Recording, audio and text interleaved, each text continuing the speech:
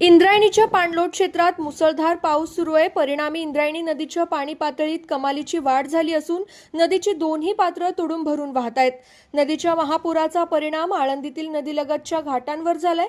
नदीवरील भक्त पुंडलिक मंदिर तसेच घाटाशेजारील काही दुकानं पाण्याखाली गेली असून प्रमुख 4ही पुलांवर पाणी आलंय. अद्यापही इंद्रायणी नदीतील पाण्याची पातळी वाढतीये. या पार्श्वभूमीवर आज पहाटेपासून आळंदी पीएमपीएल बस स्थानका शेजारी नदीवर असलेला जुना पूल, चाकण चौकातून देहू फाट्याकडे जाणारा पूल, सिद्धबेट परिसरातील पूल व पीएमपीएल बस स्थानका शेजारील नवीन पूल असे 4ही पूल प्रशासनाने वाहतुकीसाठी बंद केलेत. पाणलोट क्षेत्रात सततच्या मुसळधार पावसाने इंद्रायणी नदीची पाणी पातळी वाढत चालल्याचं दिसून येतंय. मात्र रविवारी सकाळपासून ही पाणी पातळी अधिकच वाढली होती.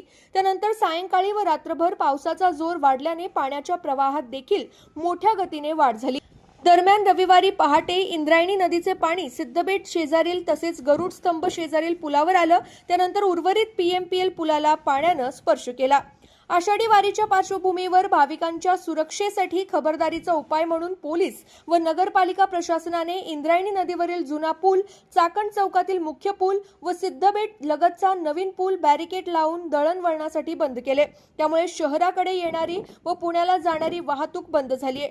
मात्र दुपारी 3 नंतर नवीन पुलालाही महापुराने स्पर्श केल्याने हा पूलही बंद करण्याचा निर्णय घेऊन रस्त्याला बॅरिकेड लावून सील करण्यात आले. त्यामुळे दुपारनंतर शहराकडे जाणारी वाहतूक ठप्प झाली आहे. इंद्रायणी घाटावर भाविकांनी जाऊ नये यासाठी नगरपालिका व पोलीस प्रशासनाने नगर परिषद चौक, महाराष्ट्र बँक, पान दरवाजा, शनी मंदिर, झाडी बाजार पार्किंग, इंद्रायणी नगर कमान, विश्वशांती केंद्र, हवेली बाजू घाट आदी ठिकाणी आवश्यक ठिकाणी लाकडी, बांबू व लोखंडी पत्रे लावून रस्ते बंद केलेत.